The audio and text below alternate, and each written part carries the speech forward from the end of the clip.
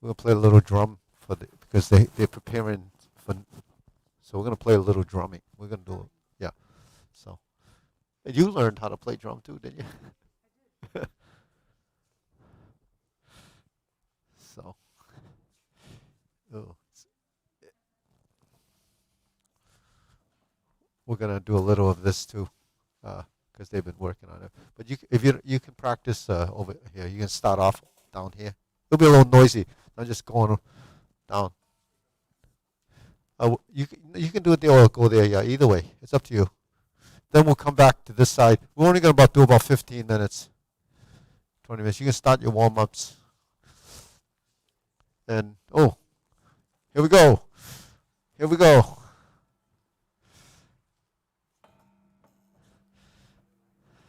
Okay. So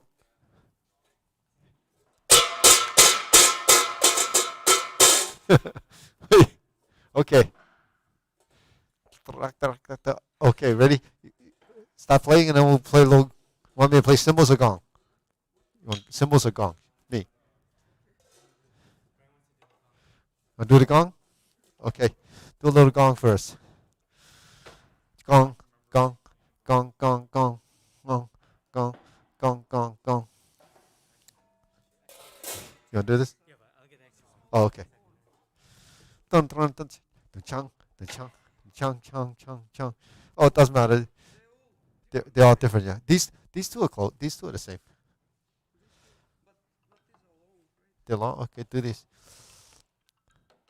Big drum gets long sticks.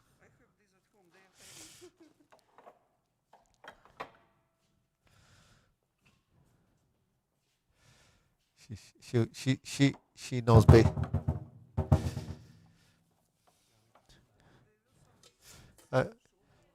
There's another small one over there. It's right there. Okay, ready? Oh, okay. You can play on this one. Yeah, you can start. Ready? So cymbals, it's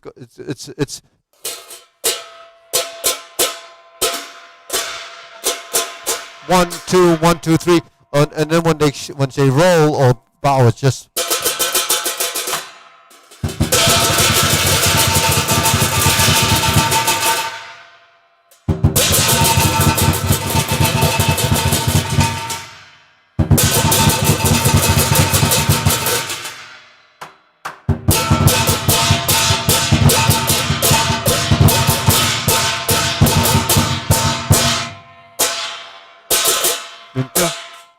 Not too bad. Keep going. The walk. Doing chang.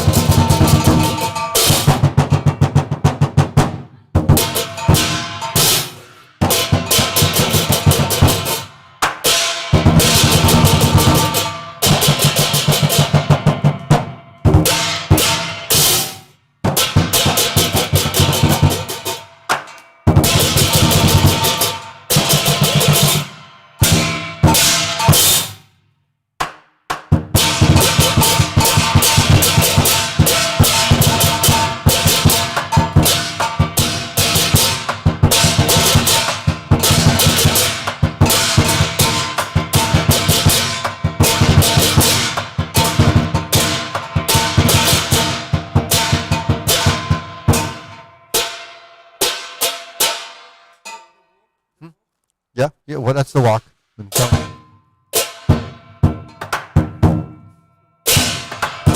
That's the approach. The approach, but it's walking too. The approach to chang. See, everything is or continuous.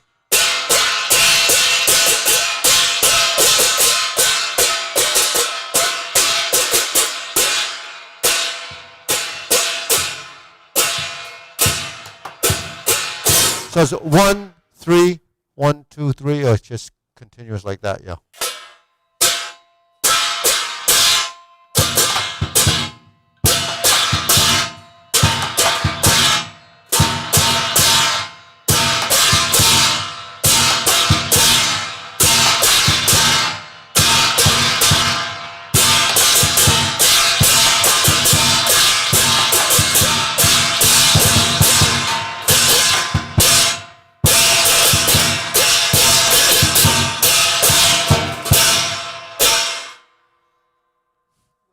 Yeah.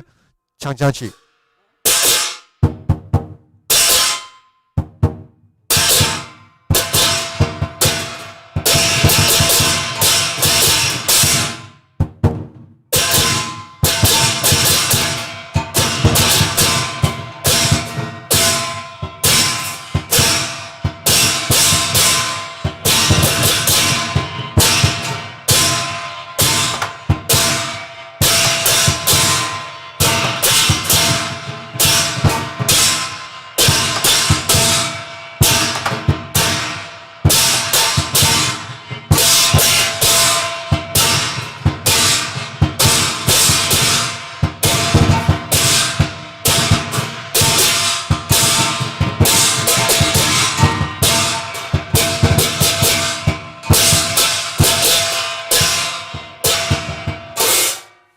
How about this beat? Yeah, this one. You no.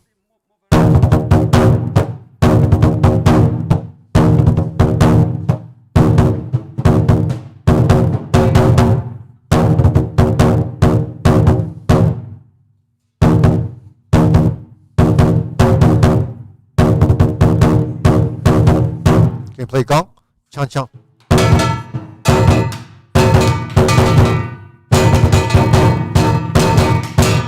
Something.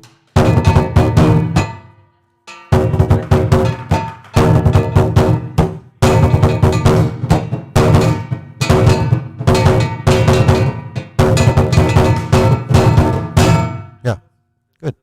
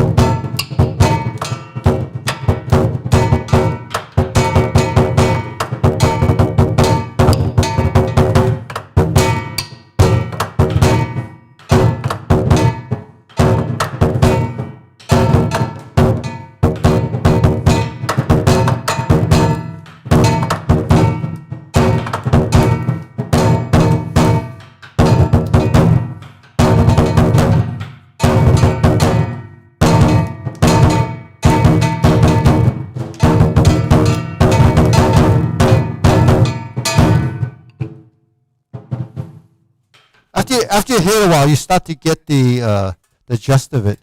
But watching it with the lion, it just takes enough practice to recognize what that's doing. So, but we get the instruments. It's good to learn. You know, the drumming is more. It takes longer to learn, but it's good to kind of build that orchestra so that we can change up whenever, Yeah. Oh, what happened? Okay.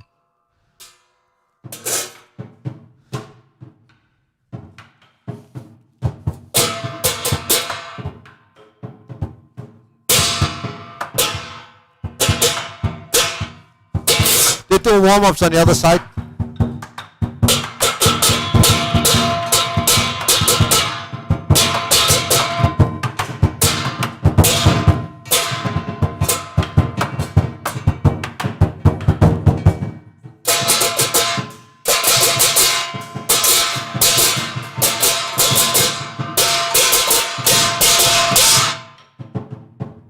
Tak dan jang.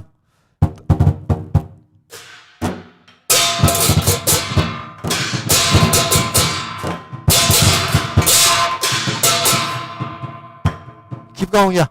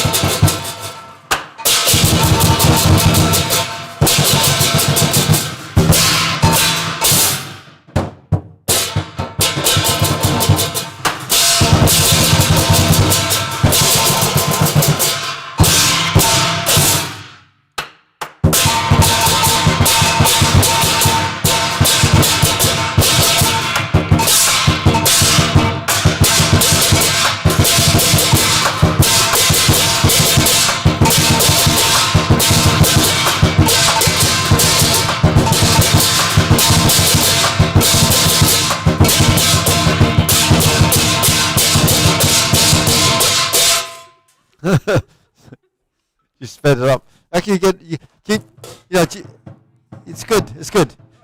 I will watch the video. I will be more diverse. Yeah. I'll play some more. I'll play a little. I'll play. You can listen and you can try. Right. That way you get a rhythm. And you play a little. You want to try gong? You want to see what it? Oh, you play cymbals. Yeah, just play cymbals. Learn one, kind of get it down, and then see what it's like. Right. Right. So the long bow. Right.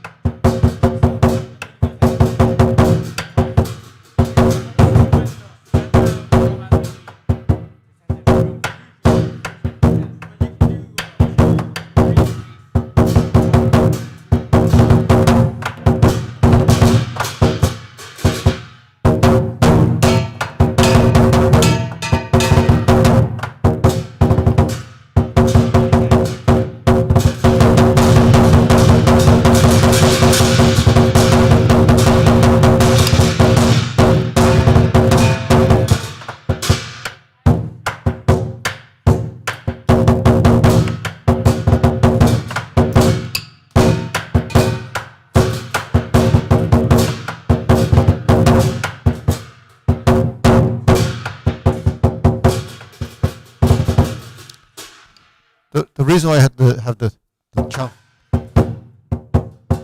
because the lion is not always like mad rushing. He sometimes it's pausing, pausing. Gives more time for the lion to do a little antics, and then it gets excited. Then it kind of calms down. It gets excited. So it's just the tempo of the drumming and the lion is working together, and it gives you the sense that there's some quiet time, and then there's so that's what you're doing with the. So to do that, you have to less beats. Action is then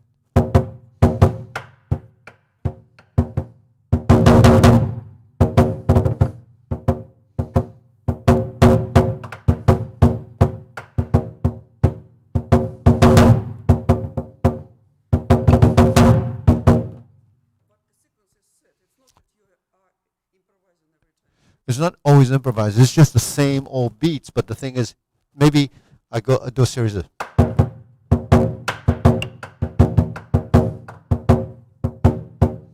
So the lion is actually chung chung chung chung chung chung chung chung. So it's looking, lifting, down.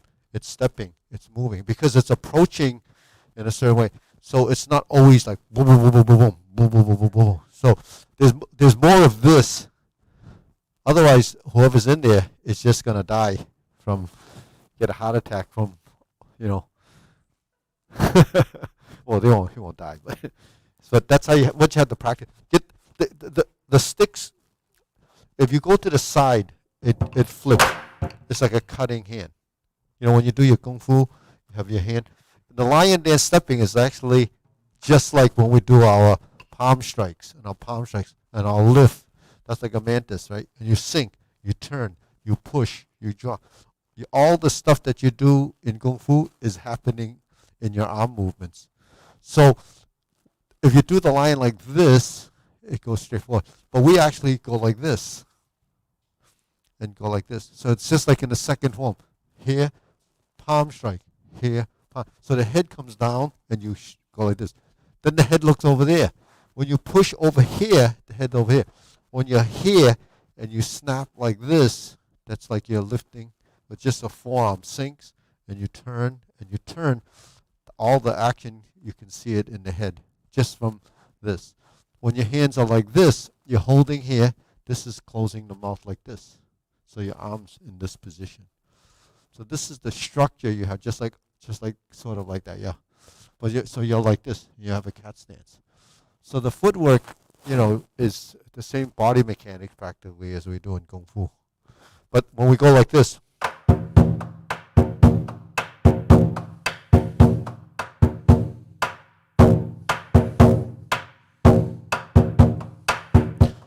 So your hands all.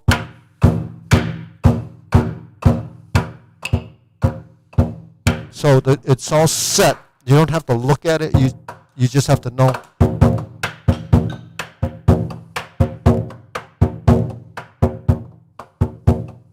So you practice hitting.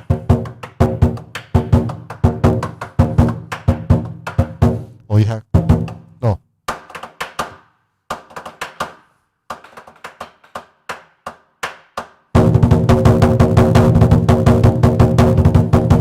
So this is lion dance. We also have kung fu drum, and it goes.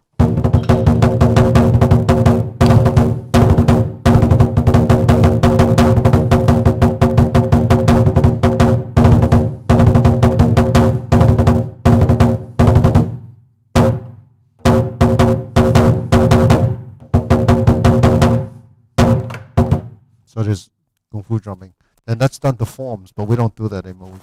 We were doing it to music, and then we switch back. But that's traditional drumming for lion dancing, and it's similar to the beats here.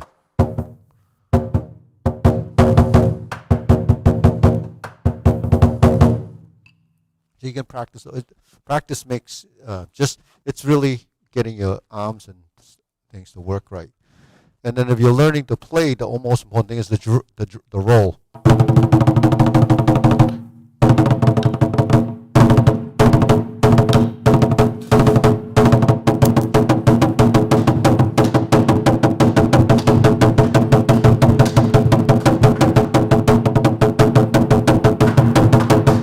If you can, if you get that even,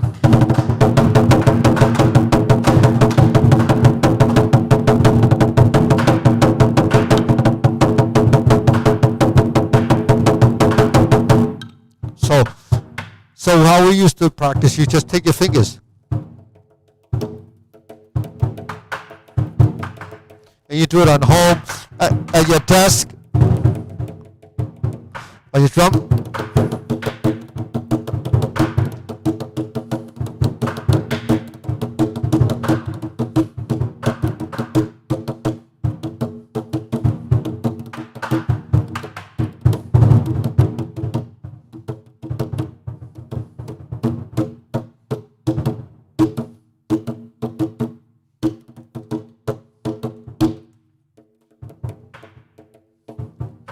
See?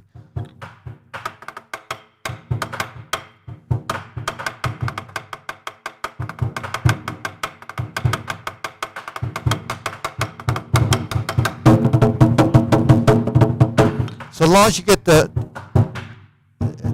rhythm inside, then you can do it. You can, huh? I'll play.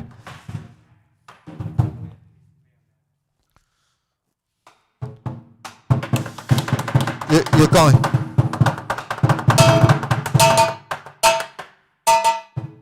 Sometimes use that one too. So.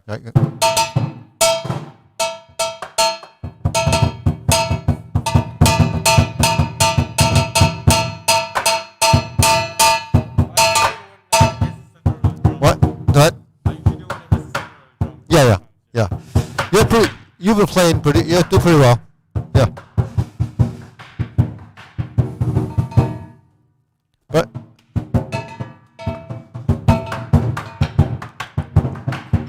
how's your line?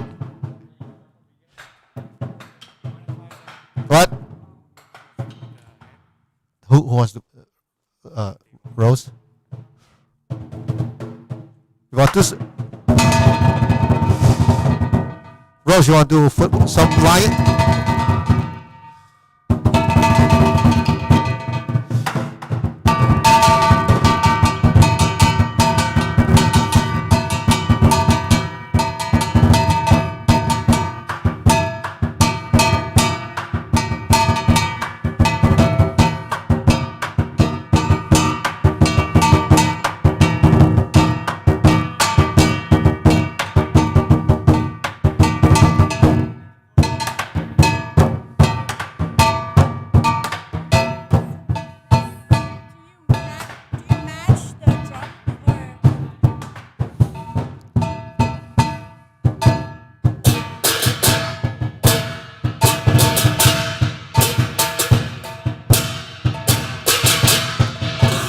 She goes.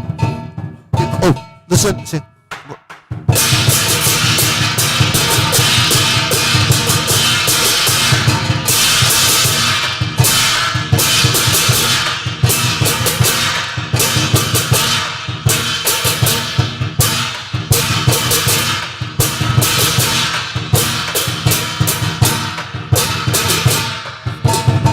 Why do you plan to hold to perform the lion dance? When you plan to have the lion dance, like Performances? The performances? practice? Oh, we've been trying to. We haven't scheduled any, but we're doing it. We're gonna do it in between classes or in the weekend. Saturday we'll do some. What is the performance? Yeah, we have a performance. We have a performance in February. A couple of a few. They haven't come in yet, and we don't know how they're gonna restaurants are gonna open yet. Okay. So, but we're gonna do Mohegan Sun. But it's on. You're gonna do Mohegan Sun? Yeah, February 12th. February 12th this year, Chinese New Year Day. It's a short one. We're gonna. It's usually on a Sunday, but they're doing it on a Friday at this time. But it's gonna be a short one. We're gonna go down in the morning and come back early afternoon. Do you have school vacation that week? No, not yet. February 12th. Yeah.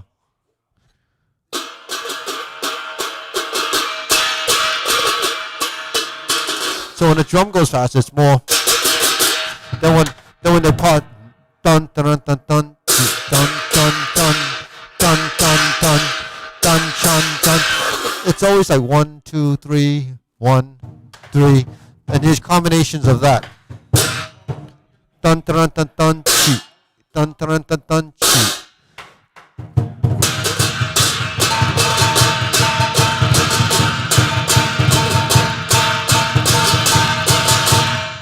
See how she comes.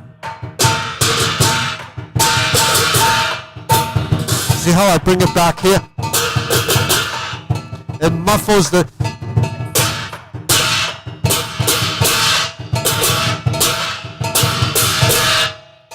So that deadens the sound. It starts. So it's not like ringing, you know. And if it's synchronized correctly, it sounds really nice.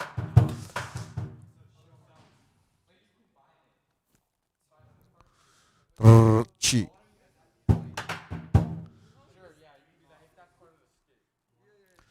What?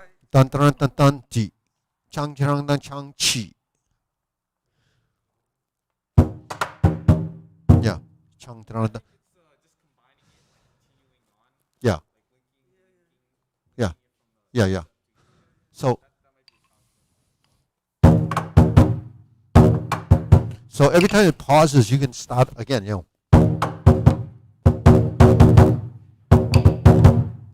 So it could be any of those combinations.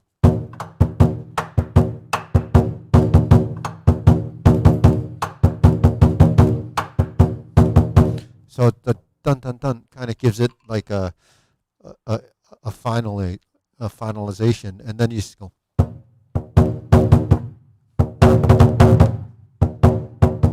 So every time there's the line would be boom, dun dun dun dun dun dun dun dun dun dun dun dun dun dun dun dun dun. So the head and this is kind of doing a dance. It's like you go to like dancing, you know, like whatever it is. It's got to go with the rhythm. If the movement doesn't go with the tempo of the music, it looks like you're out of sync. So that's even like any kind of dancing, even freestyle. It has to have like a beat to it. So every time there's a beat, there's a boom, dun chang chi, dun chang chang chang chi, dun chang chang chang chang chi, dun chang.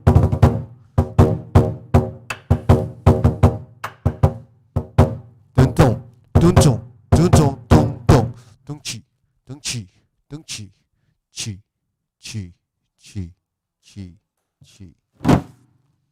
Then they would like go to sleep. No, there's nothing is exact because it's really spontaneous. It's ad libbing. These are fundamentals. This is Bao. We know that that's the Bao. We know this is called Chutzing, 7-star.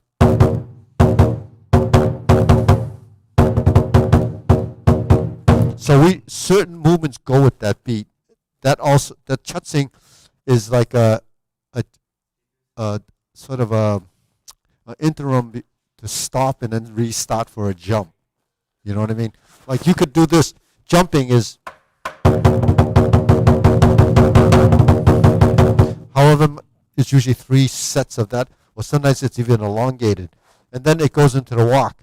But if you're not eating and you just walk, and you can walk forever. So to break up the monotony of just the walking, they do a chutzing. After chutzing, it's always a jumping.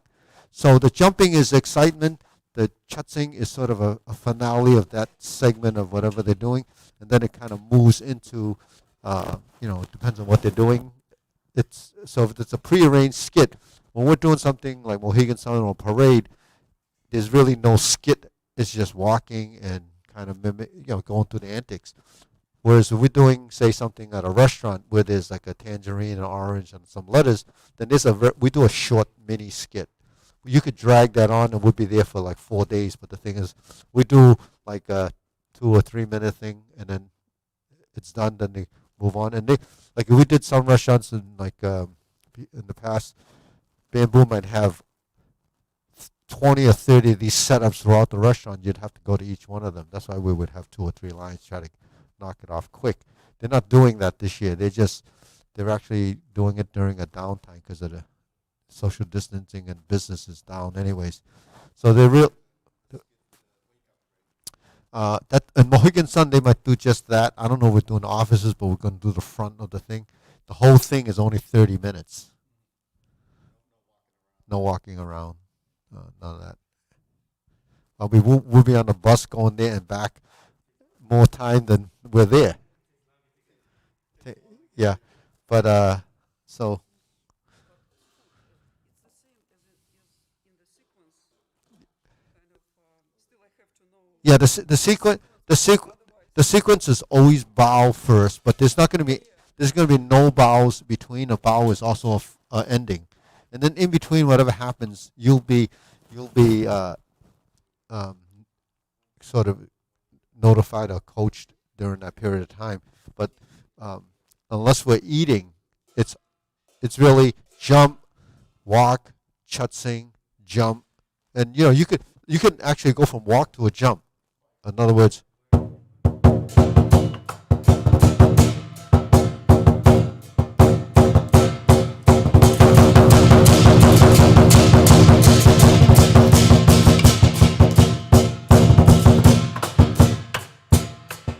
I went back to a walk. I went back to a walk.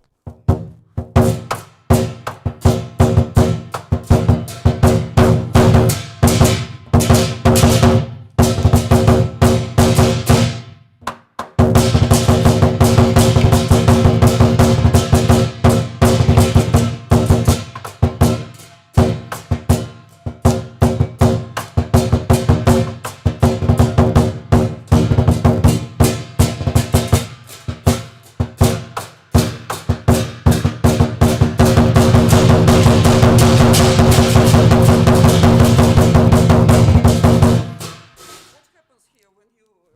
Because the lion was walking, all of a sudden it got excited because something stimulated the lion. He started jumping. So it's really ad libbing based on because the drum is actually following the lion. So he jumped into a chutzing,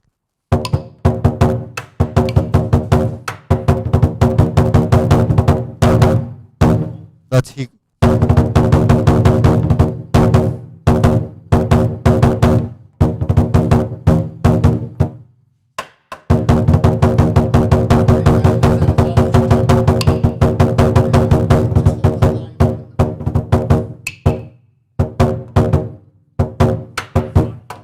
So, so it's when it's just the general stuff, it's usually jumping and chutzing and jumping and walking and jumping and walking. So it's more of that during a parade. It's all of that because you're not really stopping to do any um, thing that's required for eating.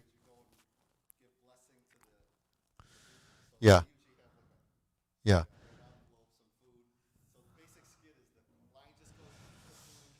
But because I think because you haven't seen it enough as a skit, you really don't. But after you see about 3,000 of them, you would realize that there's nothing to it. But but the thing is when you're walking around, it's just this stuff. I did one. We did one. We did on YouTube, but I did one last year with one of the kids did that short skit. I don't know who has that video. I did. I think Mason did it, or me. So I did it. I probably have a recording of it. So, but we can do one. We can do one Saturday. Yeah, we can do one on Saturday. We can because we don't have any lion dances here today. Brian's learning, and but on Saturday we'll see if we can do something. After the.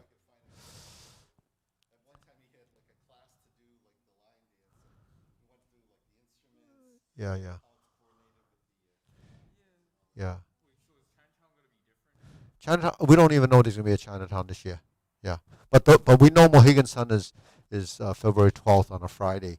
We only need about 20 to 25 people, but I think we'll already have most of the people that are going. That because we're not going to do the whole big thing. But if people are available and they want to go, we're going to have a whole bus that's going to go down anyways. But you won't be experienced enough to do a whole lot. But if you want to just go down for the trip, you can just go down. Yeah, and usually we used to walk through there, go to the mall, and then do that, and then go up and down, go to the offices, and walk through the casino and everything. That would be a 2 hour thing with the Fortune God. So this year they want something really short and brief. Then we actually have something that's a kung fu performance at Staples. Uh, oh, why? No. Because we're going to Mohegan Sun, we come back the same day. I don't think we have to do anything like that. Yeah. Actually, most states, even New York, if you go there and come back the same day, you don't have to do anything because you're not there long enough. Okay, good. Thanks. I'll see you next time. Oh, so we put everything away. It was nice to have you back again. It brings back memories. No. They're not. Nothing's in the car anymore. They're in those bags. They're in those bags. Yeah. Oh, I think I need some air in the tire. Huh? Which ones? Yeah.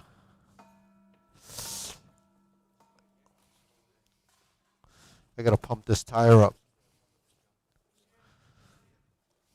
Okay. Wow. Lawrence, all sweaty, huh?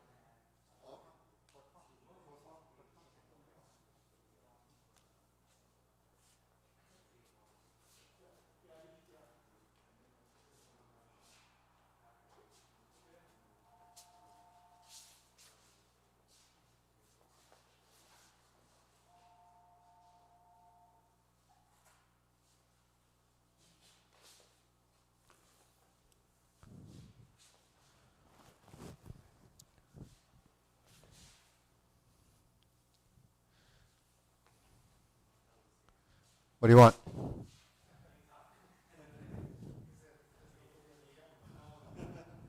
Huh? Anybody watching? Oh yeah. The camera's rolling this side though. We switch it back.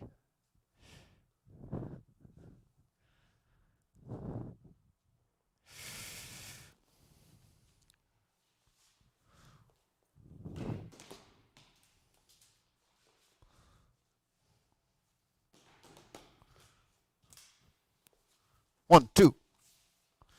Whoo. Uppercut. Move. Boom, boom.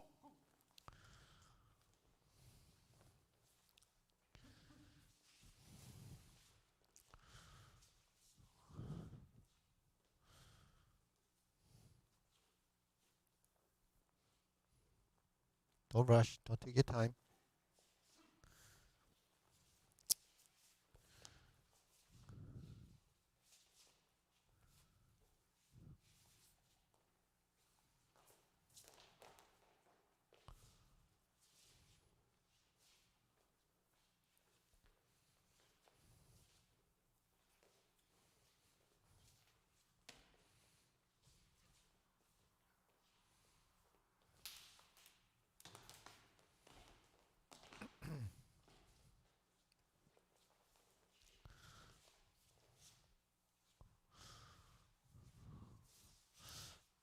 So, I brought this up in the last class. It was the movement after the drunken fist. We also have it in Bangbu-kun, and we have it in a number of other places. When you're in the drunken fist position, you adjust the high block. You have to drop your elbow and then set up for this. Just like in Bangbu-kun, you have the high block position, and then you come in across like this, hook, and then you turn to this, right? So you have to do your cutting hand, because the whole premise of that movement is, when you're in a high block position, right? Then he kwachu, he say, right? I have to do this in order to come to here. If I just go like this, I can't actually make my transition, because here I have to turn, grab, and then chop, or step through, right? So that's the connection to the two sides. You actually have it in here, right? You have it here, same technique, right? You have it here,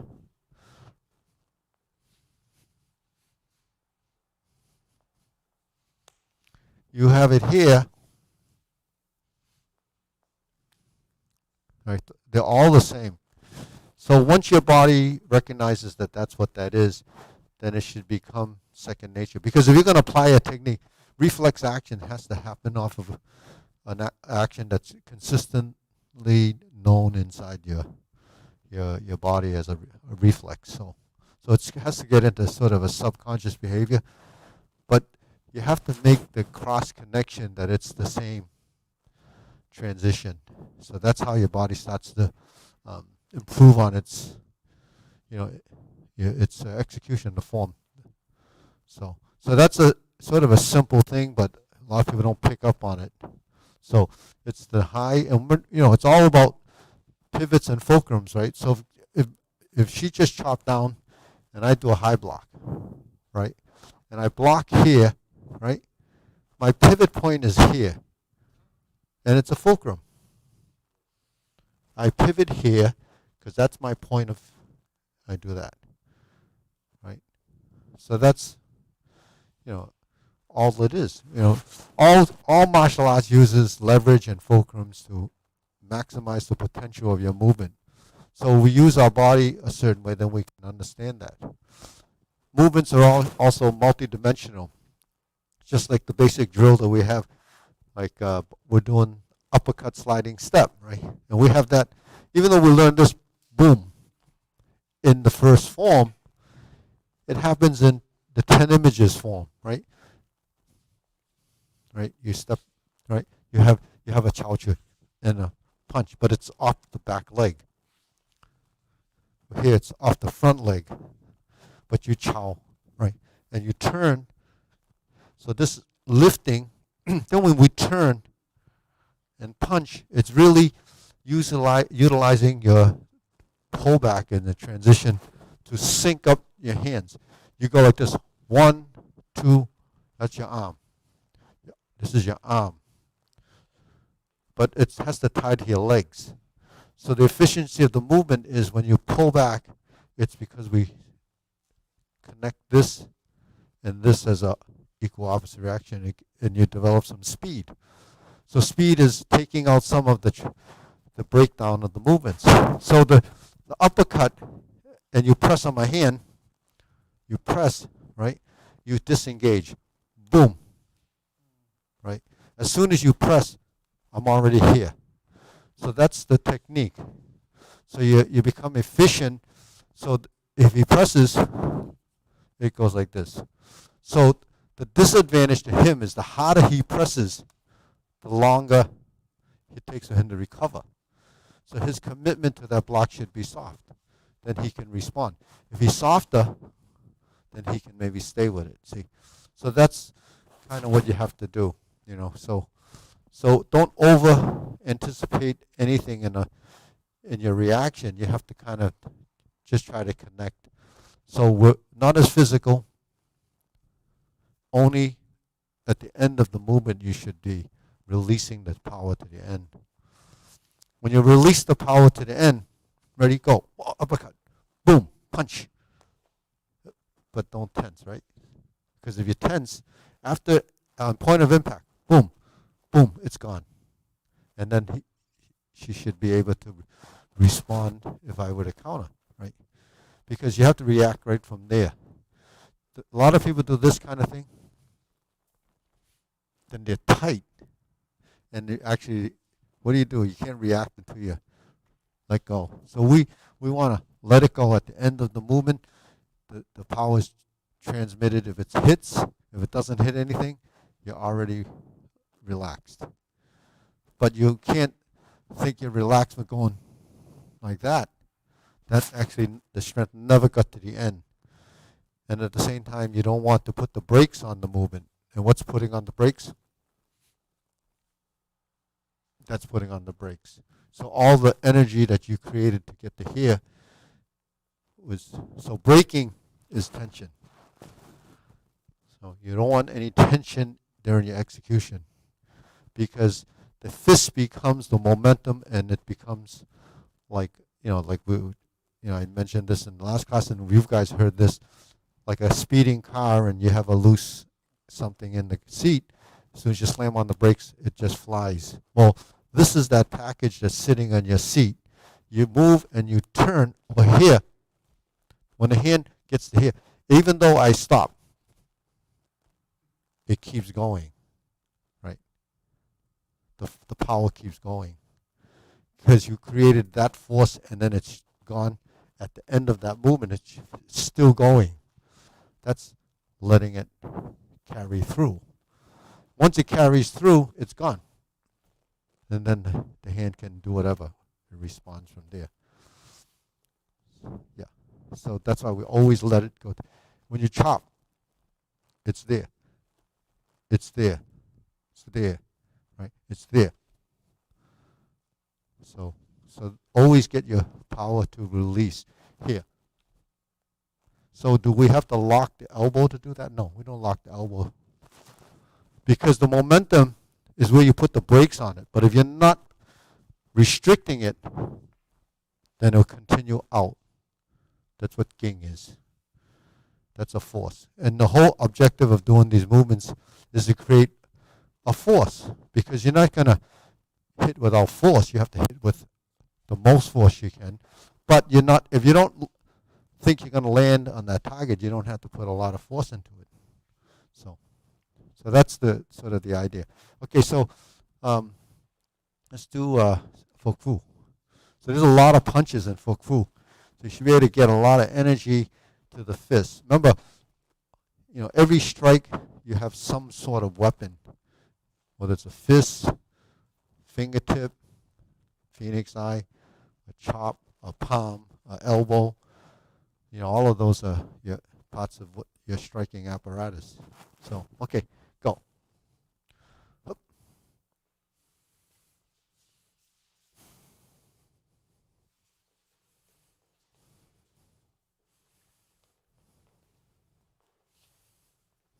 Push.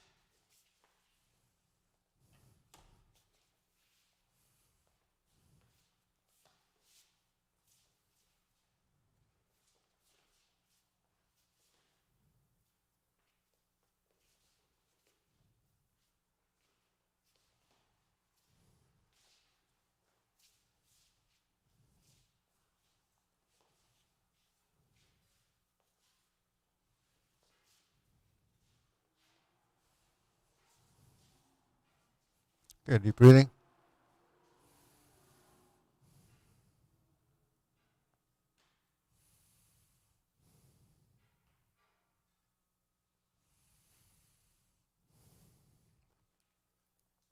So even as you practice forms as a health exercise or wellness exercise, you're building coordination, increasing, improving circulation, but you still have to have structural integrity and functionality tied to the movement for your body to actually interpret the movement and feel the intent of the movement. Otherwise, it's just kind of just waving your hands. So that's where the strength is kind of more defined. You know, when we're pushing and we're pulling or we're chopping, you know, there's a real focus or consciousness of where the contact points are and how it should feel.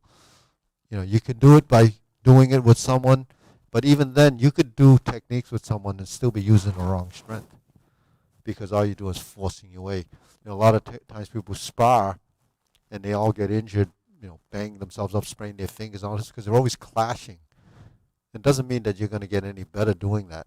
You have to actually have a technique, and you build your skill level by understanding how to, you know, not force your way through to try to hit your target, is to create an opening and then strike at that target. And understanding how that logic works is that, you know, when she throws a punch, you know, she's either open there or here, right? So that's already a given. The other thing is if she throws a punch and I do a dragon claw, you know, what are my options? Because there's the openings there, right? What a lot of people do is that she's in a position, right, just an on guard position, and you try to force your way into there, try to hit that. Well, it's not open. Well, how are you going to get there? That's her most protected area. So you have to draw her attention down, and then you have something there to go for. So, so that it's a strategy, but it's really what you have to do. Yeah. So it's because I had that intention of drawing her down, but then she's going to defend if I do it now, right? So I go draw it down, but I don't want her to defend. So I think I do it like that. So that's what we do, back and forth, back and forth. You know what that is? Dropping palm, back fist, dropping palm, back fist, dropping palm, back fist. So that's all we do when we do the form. 1, 2, 1, 2. So all movements in the form are reversible. Another reversible movement is high block, tendu siu, right? Diagonal strike, high block, tendu siu. It happens sometimes in the form already, right? You punch, you go up, you chop, you come up, and you come down. You have the same movements. We go up, we sink the elbow, we go forward. Those are already built in as a sequence of events, and that's just training you to respond from one position next. But it doesn't always happen that way, right? So because it doesn't happen that way, a lot of people that see people that do forms, they said, you know, you can't use it like that. Well, it's just one scenario, but that's how you learn. If you didn't have that to learn with, then everything's kind of random. You don't even, there's no way of sort of practicing it. So it's like shadow boxing, right? Why do boxers shadow box? They shadow box because they want to build a coordination and a rhythm. When you do forms, you build a rhythm and a continuity of your movement. Because when the hand is up, what can I do with it? I sink my elbow. When my hand is down, what can I do? I either lift here or lift up a little higher. So it just gives you an idea that we use our body in training to reference points. So what are reference points? Do we understand what reference points are when we do all our techniques? What's a reference? What are some of our reference points? Center line. Can you give me 3 more? Shoulders and knees. Wow, that's an extreme. So that's an application, but I mean reference points as far as our structures are concerned, our bridges, our those type of things, our strikes, reference points. Eric, reference points. What's that? Yeah.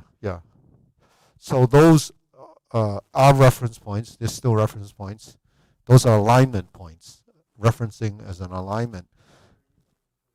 What I'm looking for are where your blocks would be. So it would be high, middle, and low. But what are your reference points when we speak of them? Forehead or eyebrow level, right? Sternum actually is center line, shoulder height, shoulder width, waist level. Okay, so those are our reference points, and we use those reference points for lower hoop, middle hoop, upper hoop, triangles, right? A vertical triangle, elbow down. The triangle positions, triangulation of those movements are for thrusting, and where do you thrust from? And strength, structural integrity, because a triangle has a strength at this apex, and it's kind of distributed along the 2 sides as a deflection, and that's really the triangle from the 2 shoulders to the center line here. And then in lower, middle, and upper is really your hoops, low, middle, and high, but that's the vertical, but high, your hoops are here, right? So hoops generally go right and left as a direction, but we reference our body, and the reason why we reference our body is because it has to be proportionate and compatible to you, because your structure's only within that framework. So when you do your forms, you have to build that framework of understanding. So you're constantly building body intelligence with that. So that's really important to understand that our reference points are for that purpose. Now, when we go to, say, shoulder level, right, or eye level as a technique, we use our fingertip as a guideline. So when you do a spear or a weapon, we say high, it's never above your forehead. Because if I did a staff and I'm going like this, you see how it doesn't look right? Because it's misaligned. Now, it doesn't mean that you can't poke up there. You can when you're using it, but you don't have a target at this point. You have a target that's referencing your body. So everything you throw a punch, it's shoulder height, shoulder height. We don't actually punch. In kungfu, we don't do that. In other styles, they punch high, middle, and low. We have a high back fist, and a lot of times people get into a back fist position and they go like this. Actually, if you think about this, right, logically, the higher you go, the shorter it gets. So if I went like this, and my opponent's over there, there's no way you can hit that person. You just took out, get to 90 degrees. It's 0. This is maximum. So that's the potential at that height for you. So you have your most range at that point. But even though this is the longest range at that point at eye level, some people will do this. So a high back fist never is short, because you have to increase the range. And just think about this. My knees here, I only have this to this.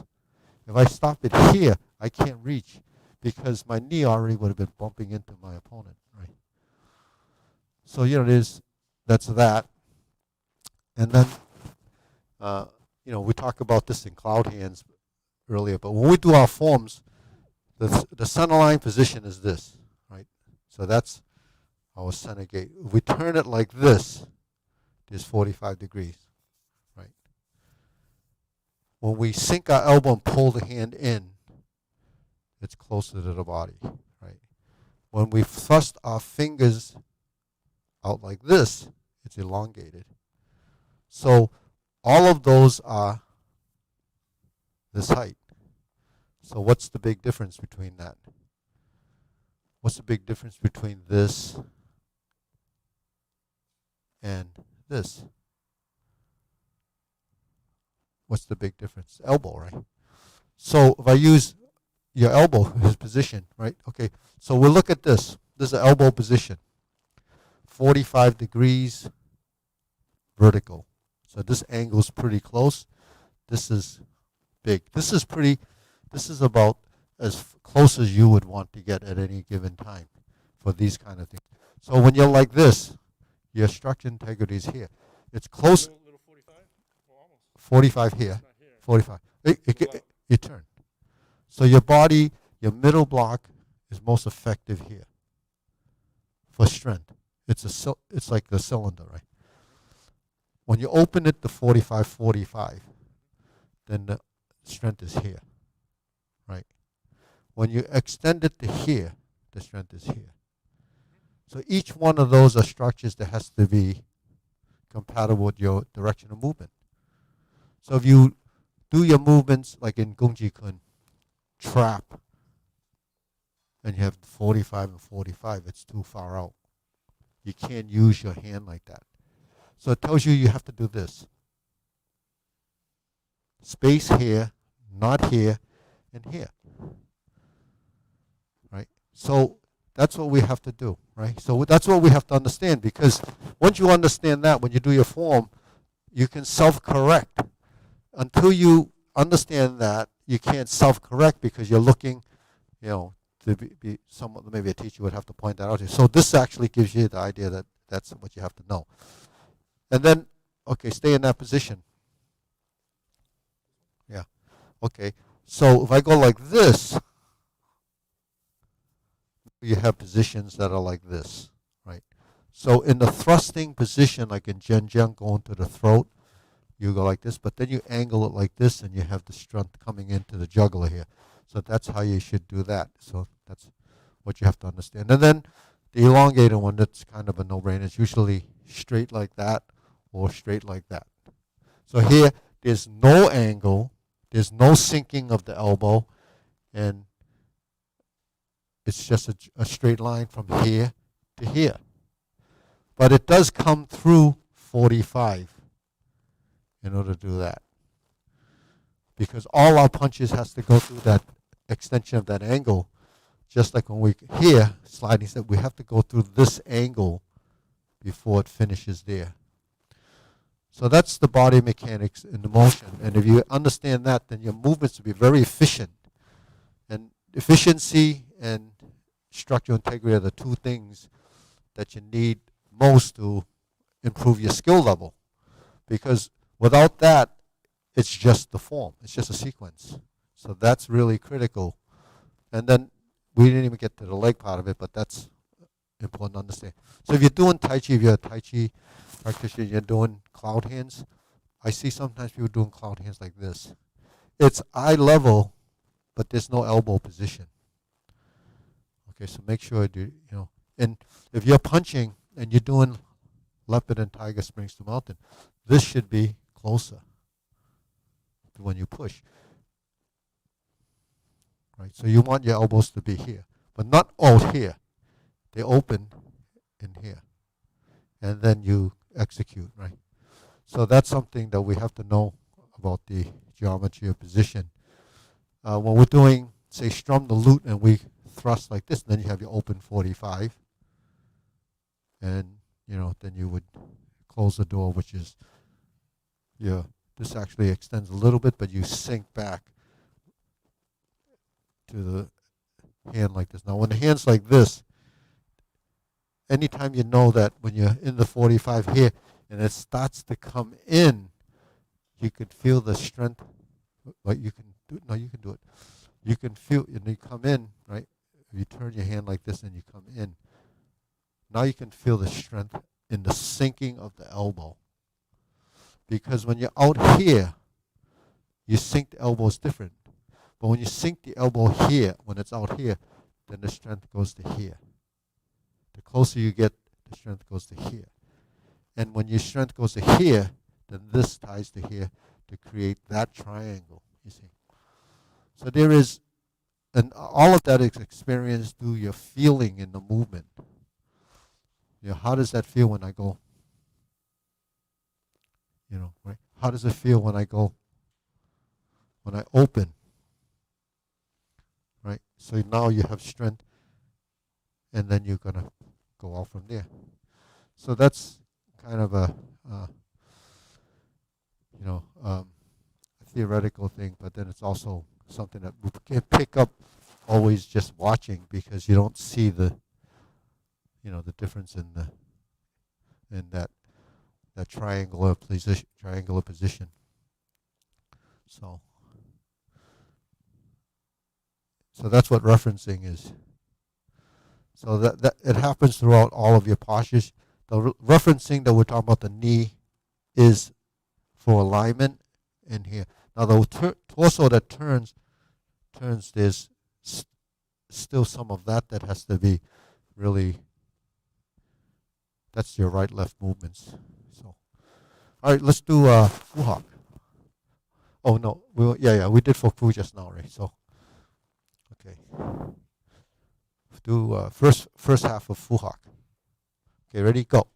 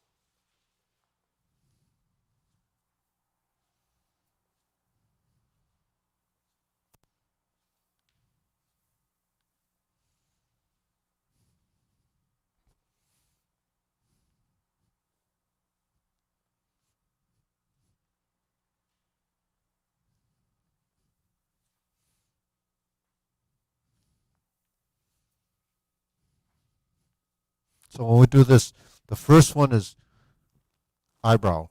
Second one is cross. It's open. It's not in this position.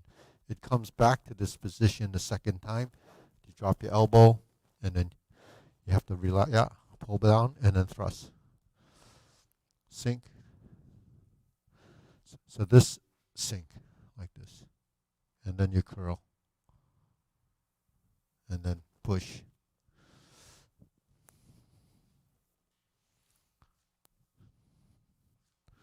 So this, keep the elbows in.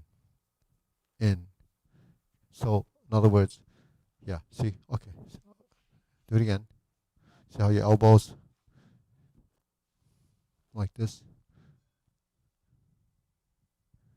You have, so that's the oblique line. You know what oblique line is? The oblique line is the cross hand position. That's your oblique line. If you're like this, those oblique lines are out here.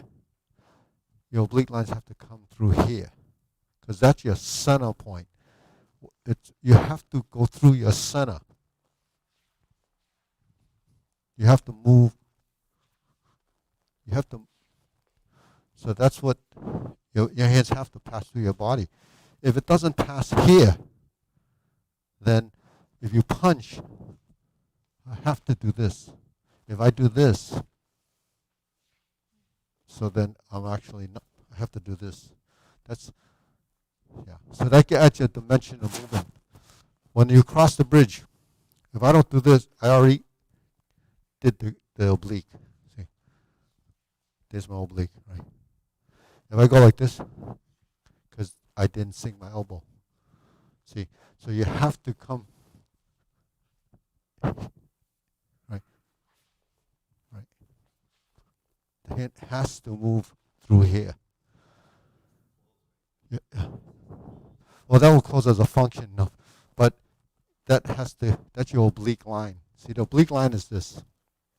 See, so the oblique line is just a line, but when you do a movement, it's a circle. So you just pass. This is like as a pass through. You have to go through that. So that's part of the open and the closing. But it's open and closing is coming through your center. You have to come through your center. So that's a chun kill. Yeah, yeah, yeah. It doesn't have the strength. That's the structure. But the oblique and the body and the torso become a unit. So then there's opening and closing, passive and active, which is a whole different. Yeah, yeah. Open the fingers. Yeah. So you're here. See. See. So we're like this. The other hand. See. So it's so you're here. See. So you push. Right, here's my position. So it's like that. If I turn my body, then it goes like that. If I'm here, if I go like this, then that's they have a term called that li wei, lose your position. You can't lose your position. So if they say not enough, sometimes the movement is has it not complete. When is it not complete? When you say here and you go like this. So you don't have enough to complete the motion because the whole the execution isn't complete. See, so you have to go all the way. So your final position is what your brain registers, and because the registering of that happens in the joints.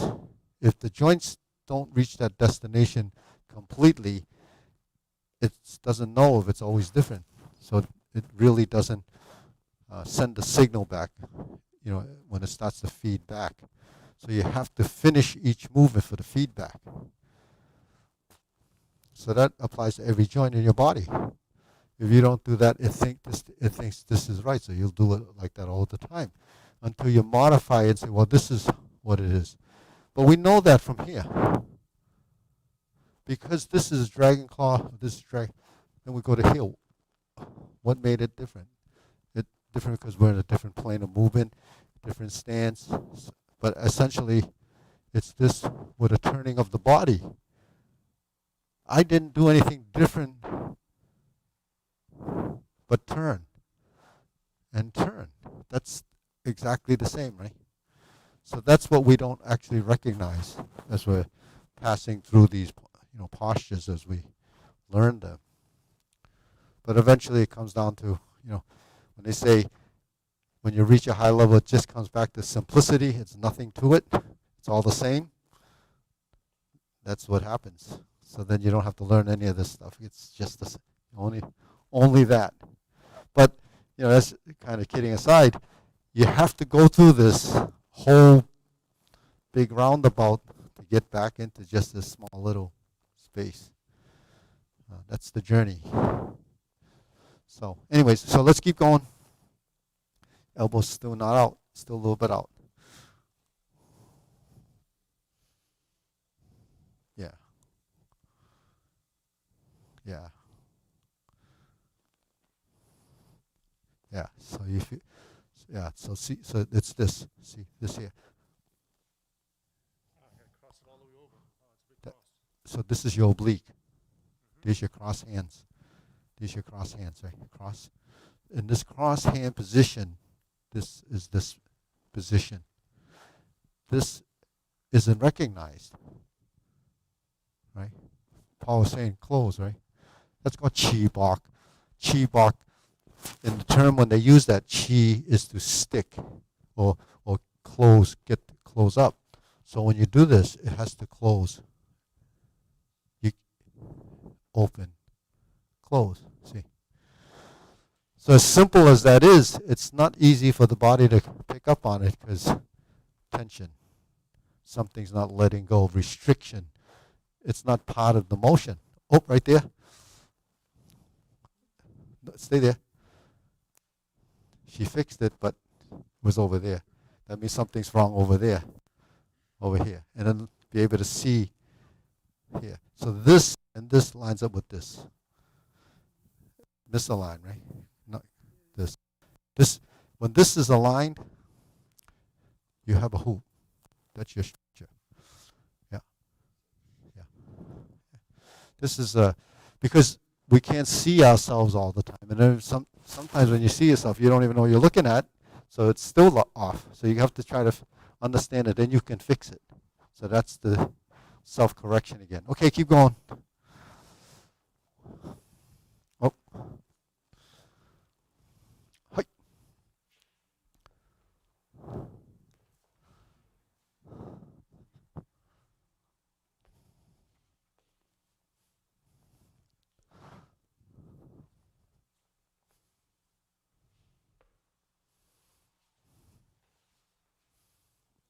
Huh? No, when you make your first cross step, just come over the top. Don't do this. That kind of breaks the continuity of, yeah. So I mean, just just do it like as if you're ready to step on someone's instep. Yeah, that will give you a better yeah. So you actually go a little bit. So when you go up, sink on the back foot. Yeah, that because a lot of times people are doing this, and actually it's not connected. When you sink, that gives you the softness, and then this will give you the kick. See, so you're preloading it. When you go like this, you loaded up your back leg to kick. You see what I mean? Now you can kick. Much more efficient, right? Yeah.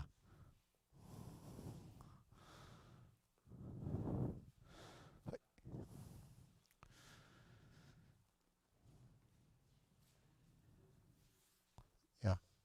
So that's, a better way of getting the imagery for that one. Yeah, keep going, keep going. Yeah.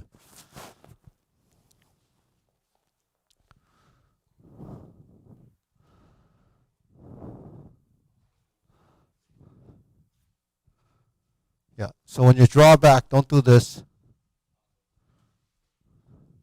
That's totally Three Stooges.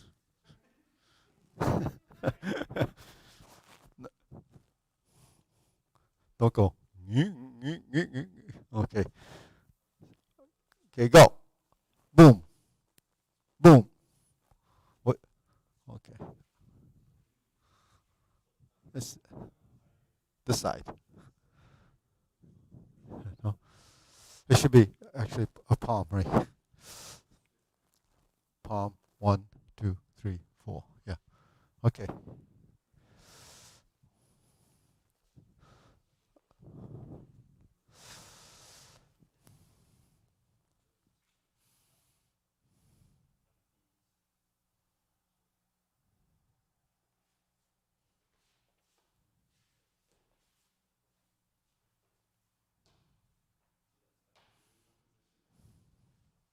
So the press should come from the top. Right. Come up, lift the elbow, and drop down. So it's the opposite of sinking the elbow doing this. You come up, lift the elbow, and press down. Yeah. Because if you don't lift the elbow, then it's going to be the hoop's going to be a little bit shallow.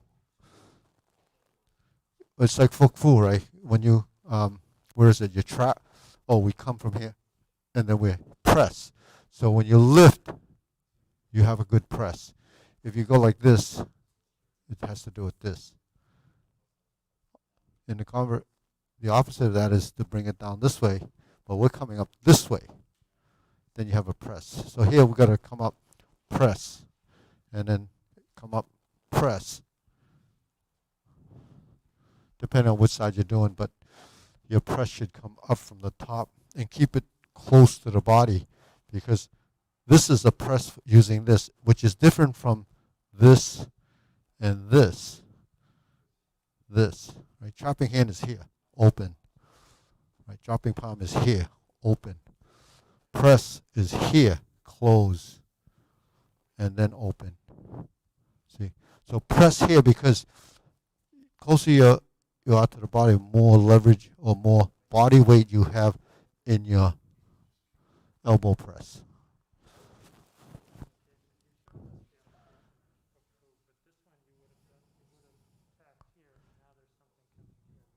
Yeah, so when you're here, right, this is a cut, but it's this hand.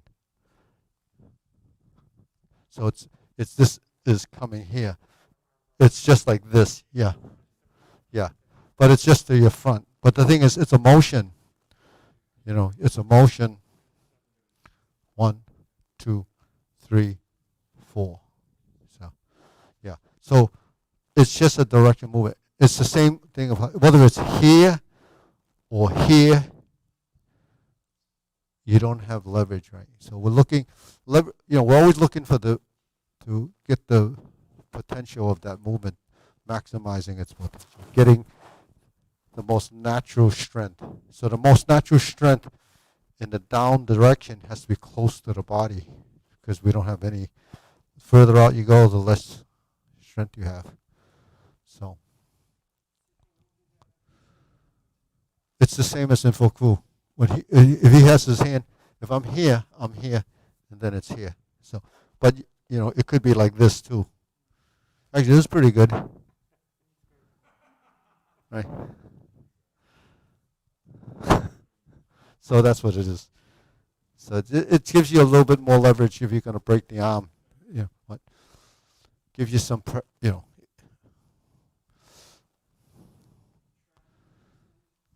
Yeah, anytime you're cutting, that's the same thing with the oblique. If my hand is here, okay, it's here.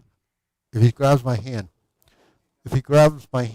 or I have to turn this way to do this. If I just do this, I don't have enough. So I have to sink. So my elbow has to go out in order to come back in to create the motion. See, you have to create this. If I'm here, I don't have enough here.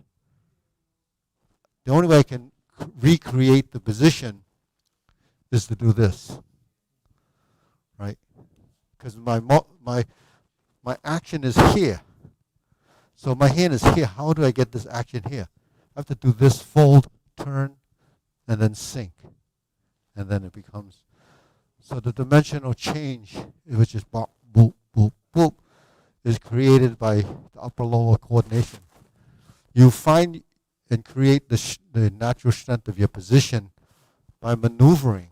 You manipulate your skeletal structure, right? So now you know why when you transition in space, it has to connect. It's like, why is our low block as low as this? There's stuff that's lower than that, right? Yeah, I mean, someone can hit you lower than that. But you have, this is my strength of my position for a block. Then this is my block. This is my legs. But I didn't change my block, because the structure of the block is at its optimum. You change your legs. Because if I do this, then I actually just bent down to get hit in the top of the head. So you want to create your best position by altering your other parts of your body. Yeah. So that's really structure integrity. We understand that transition, and yeah. It's phasing of movements, because 1, 2, 3, 4, 5, 6, 1. So this has to go with how your legs are moving in the space. So that's what the Xungan in your ma, right? Ma. Hand eyes, body stance is it. So your body and your stance has to come together in order to create your position. Right? Why?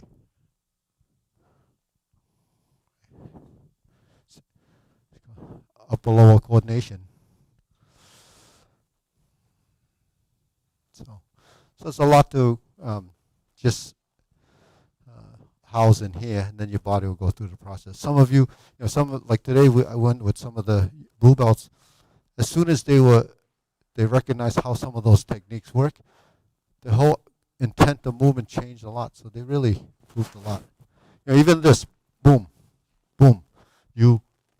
How do you get your focus in this by turning your body and accelerating here, and it'll come out. You don't have to do this and then try to do that. It gets to be a conflict of movement because the timing gets screwed up. Yeah. So, yeah. Almost.